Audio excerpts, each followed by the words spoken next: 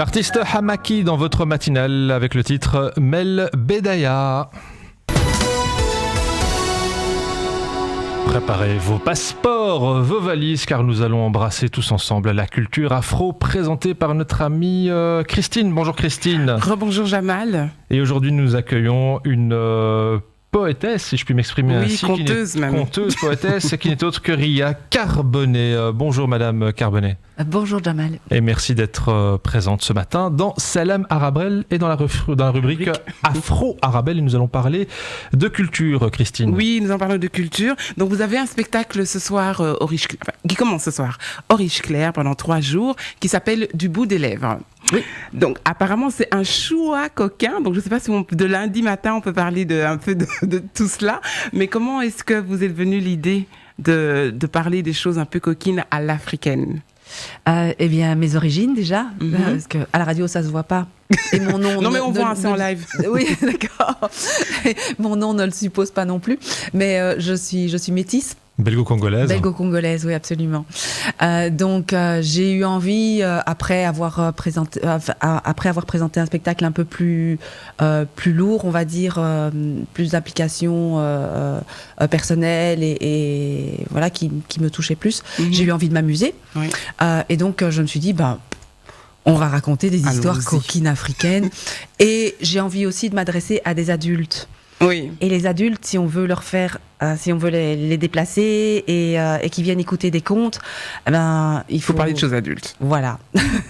Mais comment? Parce que souvent, parce que vous expliquez que vous avez demandé d'abord à votre maman, qui vous a dit de demander à vos grands-mères. Votre grand-mère était déjà décédée, donc je ne sais pas par quel système vous êtes arrivé à contacter votre grand-mère, mais parce qu'on sait quand même que dans la culture africaine, parler de sexualité avec ses enfants, c'est la chose, je pense, très très peu commune. Comment est-ce que le public africain réagit donc à ces contes-là? Eh bien ça, ce sera une grande surprise. Ah ok, parce que c'est la première fois que vous présentez le spectacle? Pas du tout, mais c'est la première fois qu'il y aura des Africains dans le public. Ah d'accord, ok. Parce que si le public belge, on va dire, est classique, est difficile à déplacer pour les contes, le public africain, afrodescendant, c'est encore plus difficile. Oui, c'est ça. Donc c'est pour ça aussi que j'ai multiplié les interventions dans le milieu afrodescendant, oui. Pour les mettre au courant. Je dois dire que je me réjouis parce que je pense qu'il y aura beaucoup d'Africains et je vais voir leur réaction. Il y aura même des mamans. Donc je sais pas comment elles vont réagir. Oui, c'est ça. Peut-être elles vont me dire toi vraiment avec tes histoires là. Donc il n'y a pas est-ce qu'il y a un peu quand même de vécu dans ce que vous racontez? Ah oui, alors là justement au départ, je me suis dit, je vais m'amuser, quoi. Je vais raconter des histoires coquines, me contenter de ça. Mais au fil de la création, j'ai inséré des choses beaucoup plus personnelles. Et du coup, c'est un spectacle émouvant aussi. Il y a des sentiments, je parle des rapports de moi et de ma mère, de moi et de ses grands-mères que je n'ai pas connues, de moi tout court, le regard que les hommes ont porté sur moi quand j'étais adolescente, sur moi métisse, tous les préjugés, les clichés que malheureusement on entend encore aujourd'hui. Et c'est quoi les clichés? C'est ça que je voulais aussi vous demander, est-ce que vous parlez justement de votre métissage? Et donc voilà, puisque c'est vrai que il y a de plus en plus de métissage en plus. Et donc voilà, vous, est-ce que ça vous a atteint? Est-ce que ça a été quelque chose de positif, de négatif? Ou bien est-ce que ça a commencé de façon négative? Vous avez appris à accepter qui vous êtes? Enfin, comment ça s'est passé? En d'autres termes, est-ce que vous avez vécu la discrimination? Oui, ça oui. Même si ça n'a pas été flagrant pour moi, parce que j'ai eu la chance de grandir dans une commune déjà où il n'y avait pas beaucoup de gens de couleur. Donc c'est plus facile. Maintenant, j'ai réalisé après que je n'ai jamais été invitée aux anniversaires. Que mon premier petit ami, qui était blanc, m'a dit très naïvement, tu sais, les potes, ils m'ont demandé comment je pouvais sortir avec une noire. Ah bon? Mais moi, je me voyais pas comme noire non plus. Parfois, je me compare un peu au petit canard, au vilain petit canard. On m'avait jamais dit que j'étais noire, donc je le savais pas.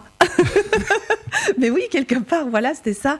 Pour moi, j'étais pareil à mes Et tout copines. est relatif finalement. Donc Mais tout est certainement relatif. pour les blancs, vous étiez une noire, et Ouais, inversement pour pour les les noirs, vous étiez peut-être une blanche. Ah, mais En je général. suis une blanche. Voilà. Pour les noirs, j'ai vécu 5 ans à Kinshasa. Oui. On me considère comme une blanche quand je vais là-bas. Mhm. Donc, On ne sait jamais où se placer. Mais parce que de toute façon, je veux dire, moi aussi, je suis pas métisse, mais je sais que si je vais en Afrique, on va me dire l'européenne, la blanche. Parce que je parle comme une blanche, j'ai Oui. pas les manières, j'ai pas l'attitude. Donc le métissage, en fait, il est autant dans la tête que physiquement, quoi.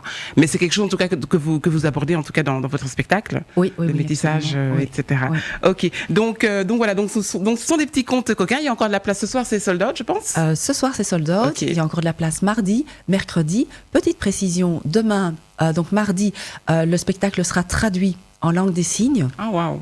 Donc, si vous avez des amis malentendants, ils peuvent téléphoner. Il y a un numéro sur le site des Riches Clairs, Oui.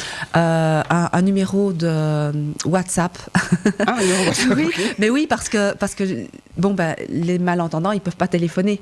Ah Ils oui, communiquent forcément. par WhatsApp. Oui, ouais. oui. Et ils communiquent beaucoup plus par WhatsApp. Et mardi et mercredi, il y a le traiteur Fats African Food Ah oui, je qui connais. sera présent et qui offrira donc à petit prix de la nourriture africaine Ah, c'est Formidable. bon, ça. Donc c'est au Riche Clair. au Riche Clair. Ria Carbonnet qui vous emmène dans un spectacle érotico-aphrodisiaque avec du bout des lèvres quand l'Afrique nous réconcilie avec notre corps. Merci très chère Ria Carbonnet d'avoir été des nôtres ce matin sur le 106.8. Merci à vous. Juste une m'avoir dernière invité. question, vu qu'on parle de métissage, qu'évoque pour vous la diversité en 2 mots? Ce que c'est la diversité, Qu'évoque pour vous la ce diversité? qu'elle évoque, la richesse. La richesse et la grandeur.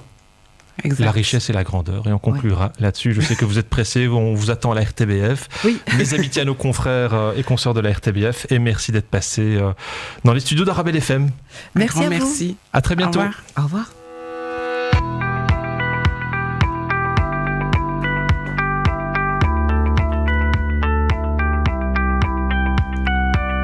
8h passées de 49 minutes, déjà la toute dernière ligne droite de votre matinale qui sera notamment présentée par notre ami Thibaut Vidal. 8h passées de 49 minutes.